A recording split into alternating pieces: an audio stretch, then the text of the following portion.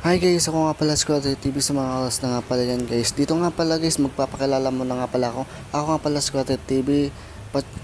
Pa-support naman ako ng channel ko guys sa YouTube na Squatter TV and sa Facebook guys. Sa mga oras na nga pala yan guys, binidyohan ko na nga pala yung mga isda. Parang ganda ng tingnan na yung mga isda. Parang asap ulamin sa totoo lang.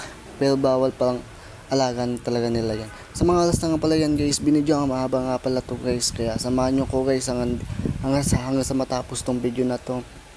Kasi medyo maraming isda guys, ang ganda ng tingnan. Parang sarap na mag-alaga ng isda no, sa totoo lang. Pero magastos sa kuryente guys. Oo, sa totoo lang. Mahal ang kuryente na ngayon. Kaya bawal muna tayo mag-alaga ng isda.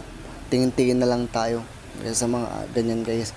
Kaya ayun guys, samahan nyo ko guys sa paglilibot ng ating isda. Kaya tingnan natin.